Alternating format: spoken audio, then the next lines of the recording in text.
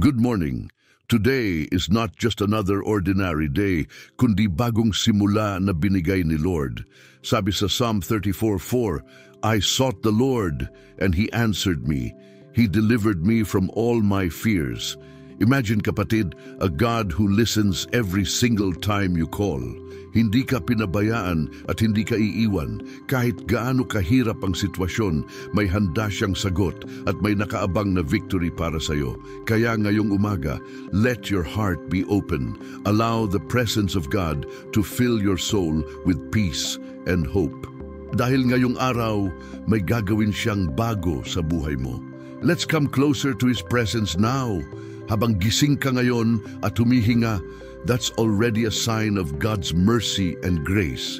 Hindi aksidente na nakikinig ka ngayon. The Lord wants to remind you that His promises are true and alive. Sabi sa Psalm 34:8, Taste and see that the Lord is good. Blessed is the one who takes refuge in Him. Dus kapatid, imagine a new day na puno ng pag-asa kung saan ang bawat hakbang mo ay guided by His divine direction. Hindi mo kailangang maglakad mag-isa kasi kasama mo siya. The same God who created the heavens and the earth ay siya ring nagbibigay ng lakas at proteksyon sa iyo ngayon. Kaya buksan mo ang puso mo, let His light shine through you this morning at tanggapin ang peace na hindi kayang ibigay ng mundo. Dahil sa presensya niya, may kasagutan at may bagong simula. Type mo sa comments, Salamat Lord sa bagong umaga, at huwag kalimutang mag-subscribe para araw-araw kang may kasamang panalangin.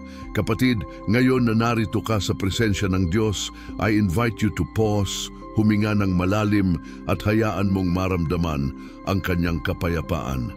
This morning prayer is not just words, it is a connection, isang pakikipag-usap sa ating Ama sa Langit.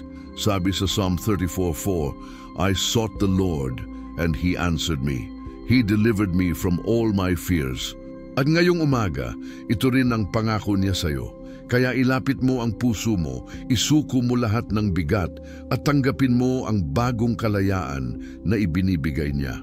Ama naming makapangyarihan sa lahat, lumalapit kami sa iyo ngayon na may pusong mapagpakumbaba, pusong handang makinig at sumunod. Salamat po sa bagong araw na ito, sa hininga na muli mong ipinahiram at sa bawat pagkakataon na binibigay mo upang kami ay makalapit sa iyo. Lord, we adore you.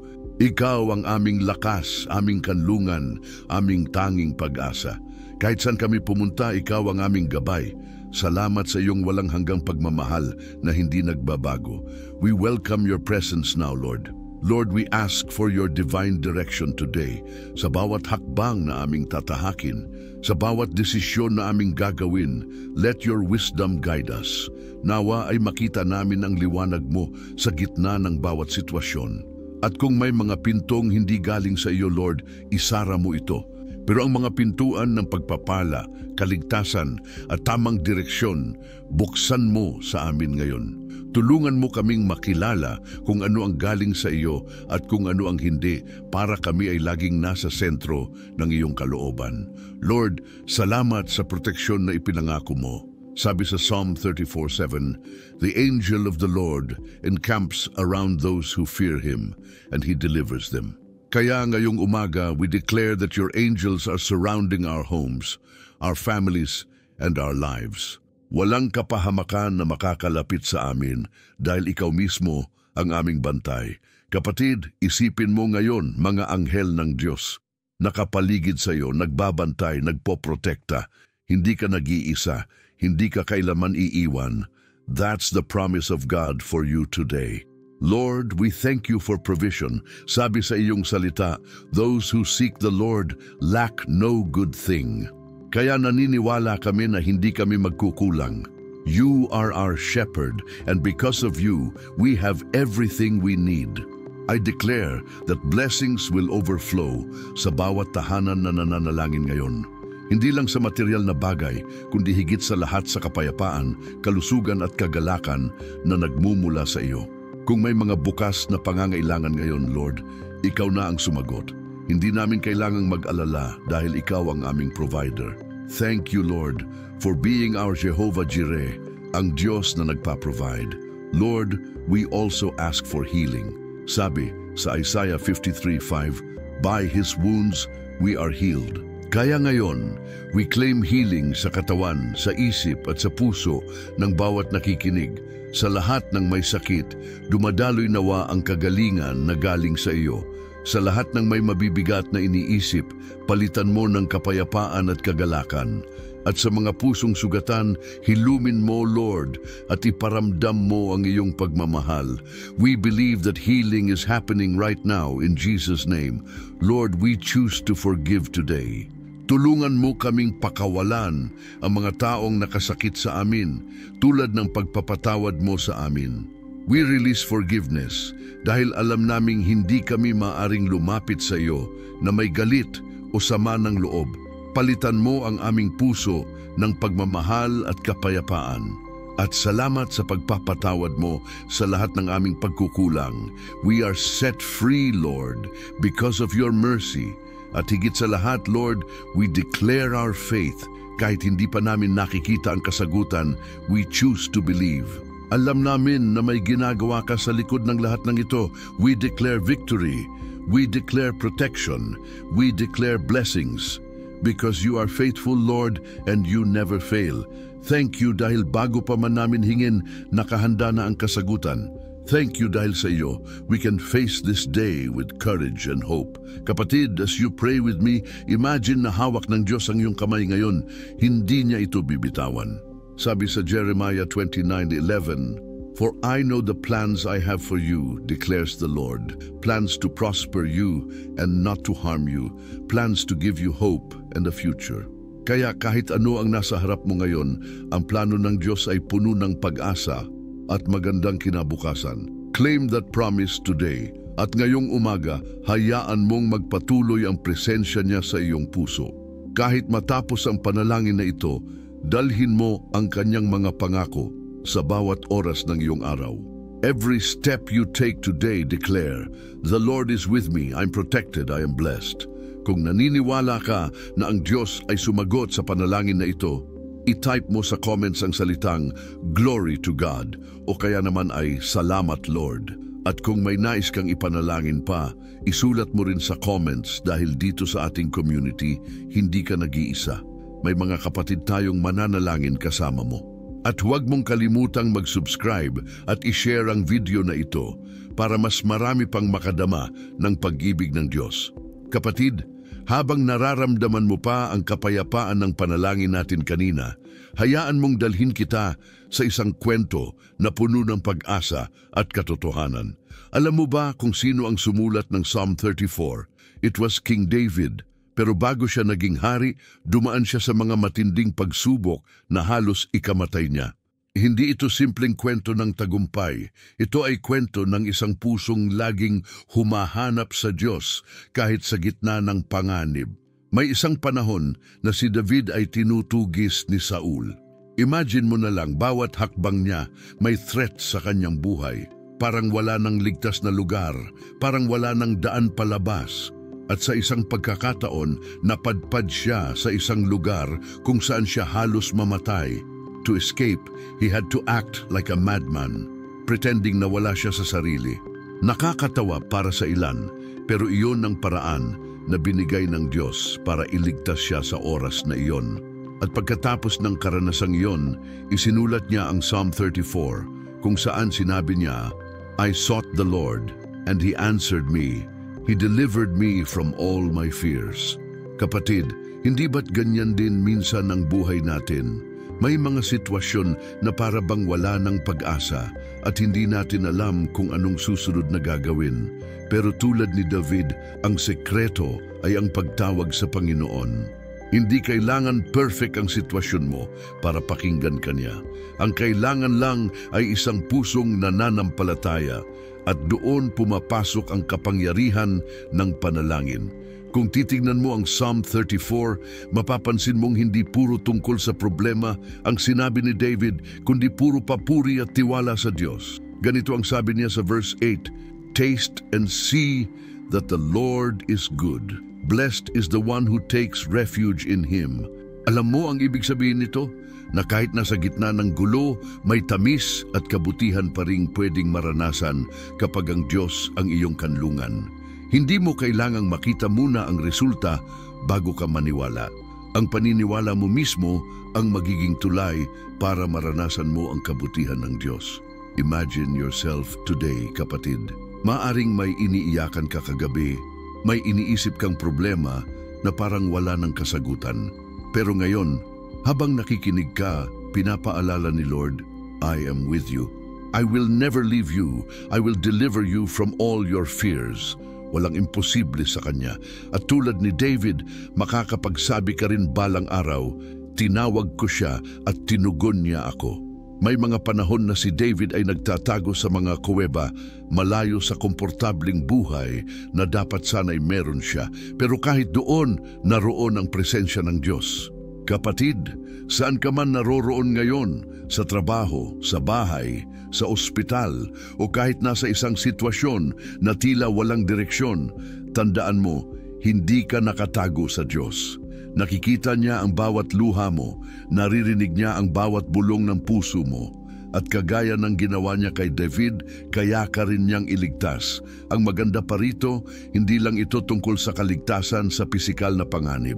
Psalm 34 is also about spiritual refuge.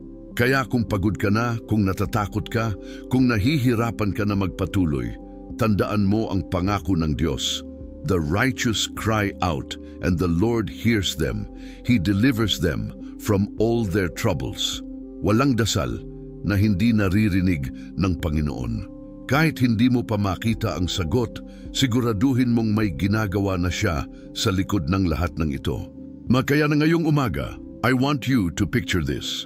Si David, isang batang pastol na naging hari, pero bago makarating doon, dumaan sa matitinding pagsubok. At sa kabila ng lahat, ang sikreto niya ay simple. He always sought the Lord. Ganyan din ang sikreto mo, kapatid. Hindi mo kailangang malakas, hindi mo kailangang perpekto, kailangan mo lang manatiling kumakapit sa Diyos. Dahil siya mismo ang gagawa ng paraan para mailigtas ka. Think about it. Ilang beses ka nang iniligtas ni Lord mula sa sitwasyon na akala mo ay wala ka ng pag-asa? Ilang beses ka nang binigyan niya ng bagong pagkakataon? At ngayong umaga, gagawin niya ulit. Hindi dahil sa magaling ka o sa karapat-dapat ka, kundi dahil mahal ka niya. That's who God is. Faithful, merciful, loving. At siya ang hindi kailanman nagkukulang. Kapatid, sa araw na ito, gawin mo ring panalangin ang mga salita ni David. Sabihin mo sa iyong puso, Lord, Ikaw ang aking kanlungan. Ikaw ang aking tagapagligtas. Hindi ako matatakot dahil kasama kita. At hayaan mong ang mga salitang iyon ay maging katotohanan sa buhay mo. Hindi ka lamang nanonood ng isang video ngayon, nakikipag-ugnayan ka sa Diyos na makapangyarihan, sa Diyos na kumikilos sa likod ng lahat ng bagay. Ngayon, I want you to hold on to that promise. Huwag mong hayaan na matapos ang umagang ito na hindi mo dinadala ang Psalm 34 sa iyong puso. Gawin mo itong deklarasyon ng iyong buhay. Sabihin mo araw-araw, tinawag ko siya at tinugon niya ako. Iniligtas niya ako mula sa lahat ng aking takot. At kung naniniwala kang gagawin ulit ng Diyos sa buhay mo ang ginawa niya kay David, gusto kong isulat mo sa comments, Panginoon, Ikaw ang aking kanlungan. Dahil sa bawat salitang iyon, Ikaw ay nagpapahayag ng pananampalataya. At kapag sinulat mo ito, hindi lang basta salita iyon. Ito ay isang commitment na magsasabing hindi ka susuko at patuloy kang aasa sa Kanya. Kung hindi ka pa subscribed, gawin mo ito ngayon para araw-araw kang may kasama sa panalangin. At ishare mo rin ang video na ito para mas marami pa ang makaranas ng kapayapaan at kaligtasan na nanggagaling lamang kay Lord.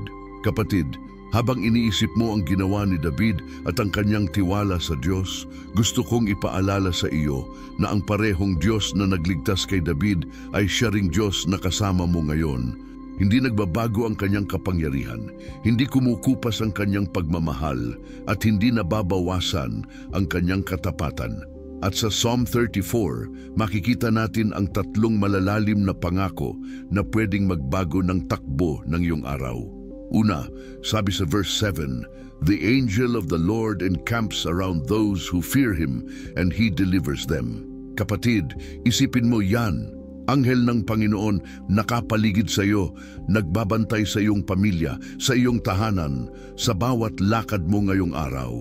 Hindi mo man sila nakikita, pero sila ay nasa paligid, pinoprotektahan ka laban sa anumang hindi mo nakikita. Kaya sa tuwing lalabas ka, huwag mong kalimutan na hindi ka nag-iisa. May heavenly army na laging kasama mo. Kaya sabihin mo sa puso mo ngayon, "I am protected by the Lord." Dahil hindi ka basta ordinaryong tao, ikaw ay anak ng Diyos na binabantayan ng kanyang mga anghel. Pangalawa, sabi sa verse 10, "The lions may grow weak and hungry, but those who seek the Lord lack no good thing." Napakalalim nito. Kahit ang pinakamalakas na nilalang sa kagubatan ay nakakaranas ng gutom, pero ang mga tunay na humahanap sa Diyos ay hindi kukulangin. Hindi lang ito tungkol sa pagkain o material na bagay, kundi sa lahat ng aspeto ng buhay mo. Provision sa pamilya mo, lakas sa katawan mo, kapayapaan sa isipan mo, at kagalakan sa iyong puso. Alam mo ba kung bakit hindi ka magkukulang? Dahil ang Diyos mismo ang pinagmumulan ng lahat ng mabuti. At kapag Siya ang iyong inuuna, lahat ng kailangan mo ay idinaragdag niya. Kaya huwag kang matakot sa bukas, kapatid. Ang bukas mo ay hawak ng Diyos. Pangatlo, sabi sa verse 19, "The righteous person may have many troubles, but the Lord delivers him from them all." Napakasarap pakinggan, hindi ba? Hindi sinabi ng Diyos na wala kang mararanasang pagsubok, pero ang pangako niya ay sa lahat ng iyon may kaligtasan. Hindi niya hahayaang manatili ka sa gitna ng bagyo. Hindi niya hahayaan na ang problema ang siyang magdikta ng iyong buhay, sapagkat Siya ang Diyos na kumikilos para sa iyo. Kaya kahit anong sitwasyon ang kaharapin mo, pwede mong sabihin, "My Lord will deliver me." At alam mo ba kung gaano kalalim ang salitang deliver? Hindi lang ito pagtakas mula sa problema, kundi pagdadala sa iyo sa isang lugar ng tagumpay at kapayapaan.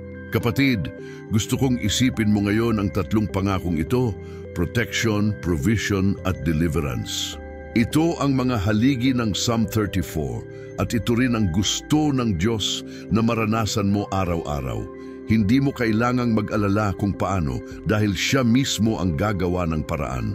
Kung paano Niya iniligtas si David mula sa kamay ng mga humahabol sa kanya, ganoon din ang gagawin Niya para sa iyo.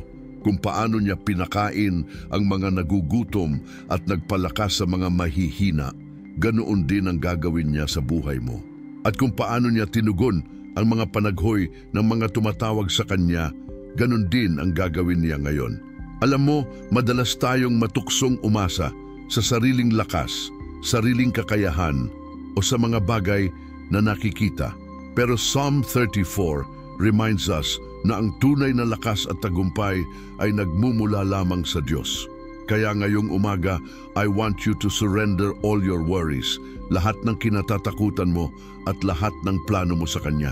Sabihin mo sa iyong puso, "Lord, I trust you with my life." Dahil sa bawat oras na nagtitiwala ka, mas lalo niyang ipinapakita ang kanyang kapangyarihan. Picture this, ikaw ay nasa isang lugar kung saan lahat ay hindi tiyak. Pero sa gitna ng kawalan ng katiyakan, naroon ang Diyos, hawak ang kamay mo, dinadala ka sa daan ng tagumpay. Yan ang larawan ng Psalm 34 sa buhay mo. Protection, provision at deliverance, lahat yan ay para sa iyo, kapatid. Ngayon, hayaan mong magtanong ako sa iyo. Handa ka bang tanggapin ang tatlong pangakong ito sa iyong buhay? Handa ka bang maniwala na kahit hindi mo pa nakikita ang sagot, ang Diyos ay kumikilos na para sa iyo? Kung oo, gawin mong deklarasyon ngayon. At mamaya gusto kong makita sa comments ang mga salitang laging ginagamit ng mga Kristiyano dito sa Pilipinas. Salamat sa Diyos sa lahat ng biyaya. Dahil sa tuwing sinasabi mo ito, pinapahayag mong naniniwala ka na ang Diyos ay mabuti na siya ay tapat at na siya ay patuloy na kikilos para sa iyo. At kung hindi ka pa subscribed, gawin mo ito ngayon dahil araw-araw sabay tayong maglalakbay sa presensya ng Diyos at tatanggap ng kanyang mga pangako. Kapatid, ngayong natanggap mo na sa iyong puso ang mga pangako ng Psalm 34, protection, provision, at deliverance. Panahon na para ideklara ito ng may buong pananampalataya. Hindi lang natin basta babasahin ang salita ng Diyos, we will proclaim it over our lives, over our families, at sa lahat ng aspeto ng ating araw. Dahil sabi sa Proverbs 18:21, "The tongue has the power of life and death, and those who love it will eat its fruit." Kaya ngayong umaga, piliin natin ang buhay. Piliin nating magsalita ng mga salita ng pagpapala, pananampalataya at tagumpay.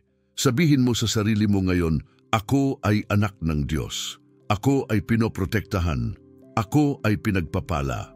Ako ay ililigtas ng Panginoon. Hindi lang ito mga salita, kapatid. Ito ay mga prophetic declarations na nagbubukas ng pintuan ng himala sa iyong buhay.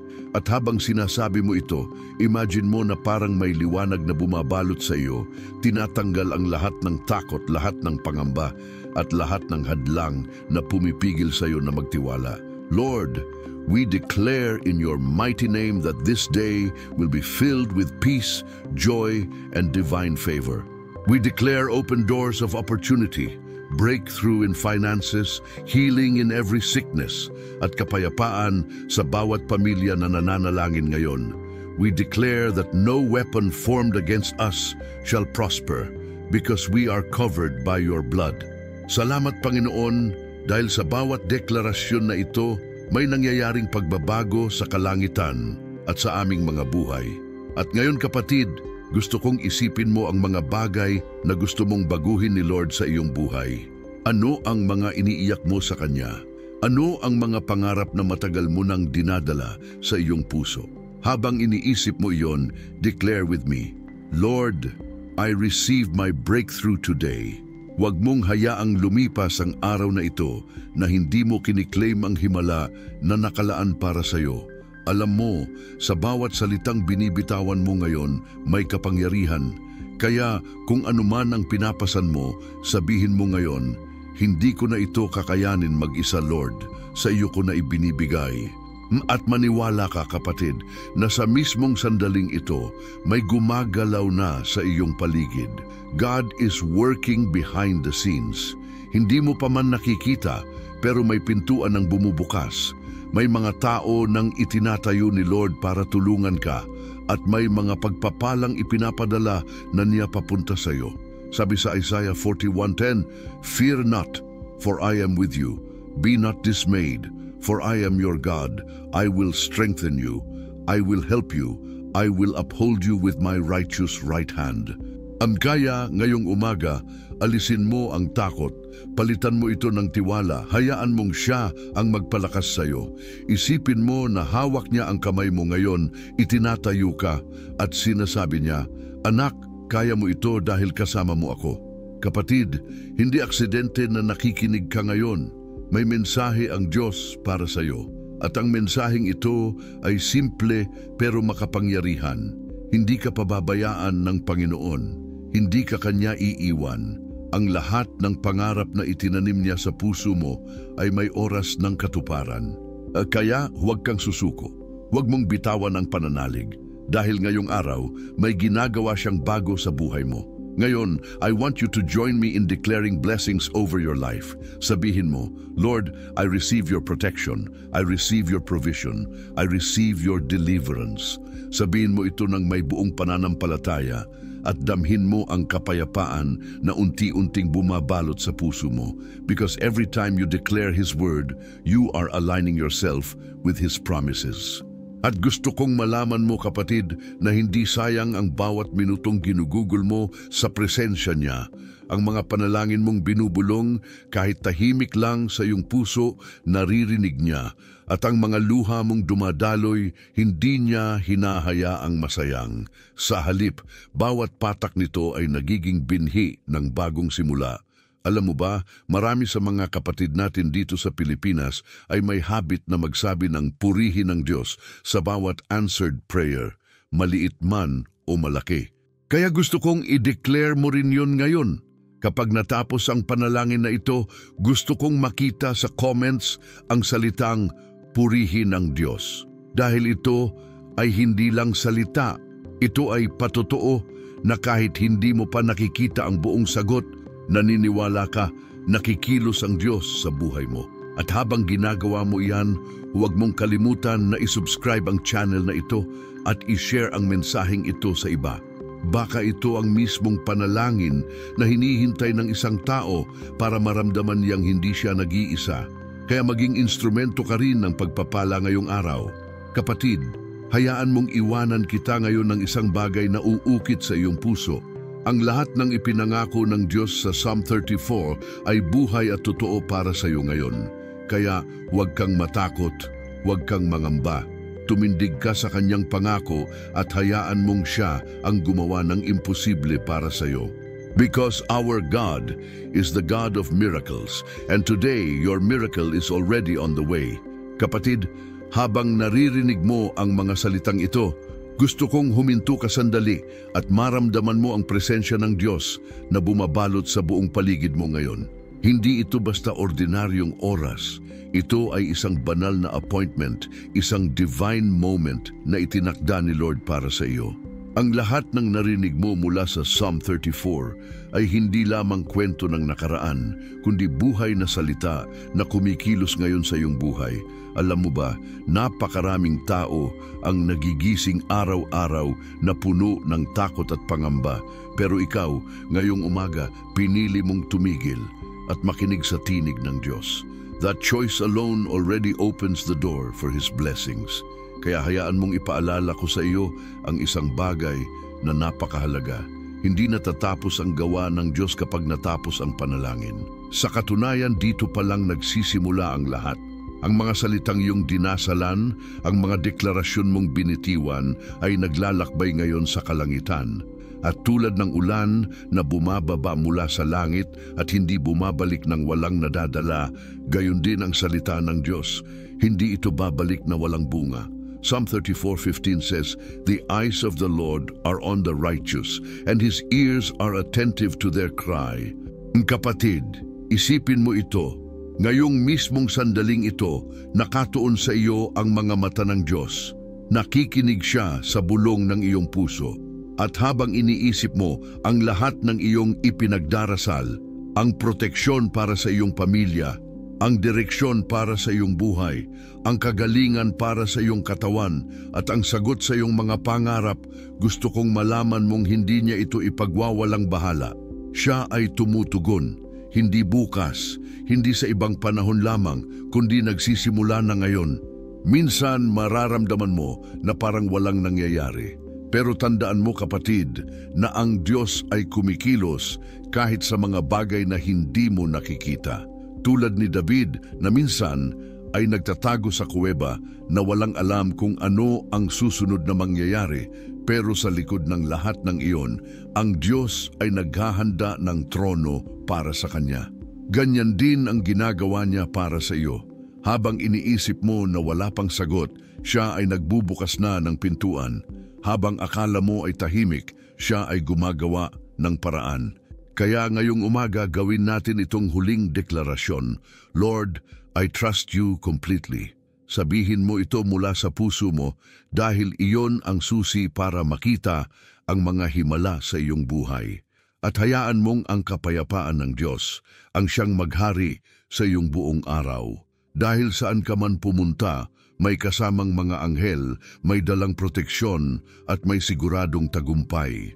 Alam mo ba kung bakit napakahalaga na araw-araw tayong nagsisimula ng ating umaga sa presensya ng Diyos? Dahil ang bawat araw ay isang bagong pagkakataon para maranasan ang kanyang kabutihan. Psalm 118:24 says, "This is the day that the Lord has made. Let us rejoice and be glad in it." Kapatid, ito ang araw na ginawa ng Panginoon para sa iyo. Kaya huwag mong hayaang lumipas ito na hindi puno ng pasasalamat, pananampalataya at pag-asa. Ngayong natapos na ang ating oras ng panalangin at pagninilay, nais kong ipaalala sa iyo, hindi natatapos dito ang presensya ng Diyos. Sa bawat sandali ng araw mo, siya ay kasama mo. Kaya kapag may pagkakataon, balik-balikan mo ang Psalm 34 at gawin itong personal na panalangin. Gawin mo itong panghawakan sa bawat laban ng iyong buhay. Dahil ang salitang ito ay buhay at tapat. Hindi kailanman magkukulang. At ngayon kapatid, bago tayo magtapos, gusto kong marinig mula sa iyo. I-type mo sa comments ang salitang laging ginagamit ng mga anak ng Diyos dito sa Pilipinas. Salamat Panginoon sa lahat ng iyong biyaya. Sa pamamagitan ng simpleng deklarasyong iyon, inaangkin mo na ang pagpapalang inilaan ng Diyos para sa iyo ngayon. At habang nagkakasama tayo dito araw-araw, bumubuo tayo ng isang komunidad na puno ng pananampalataya, panalangin at pag-ibig. Kung hindi ka pa subscribed, gawin mo ito ngayon. Pindutin mo rin ang bell notification para hindi mo ma-miss ang susunod na panalangin at mensahe ng Diyos para sa iyo. Dahil araw-araw may bagong salita at bagong lakas na ibinibigay siya. At kung may kakilala kang nangangailangan ng pag-asa, i-share mo ang video na ito sa kanila. Malay mo, ito ang mismong sagot sa kanilang panalangin. At bago mo i-close ang video na ito, kapatid, gusto kong tanungin ka, handa ka ba na maranasan pa ang mas malalalim na pagpapala at himala ng Diyos sa iyong buhay? Dahil ang susunod na panalangin na nasa screen ngayon ay magdadala sa iyo sa mas matinding presensya niya. Pindutin mo ito at ipagpatuloy ang iyong paglalakbay kasama ang Panginoon.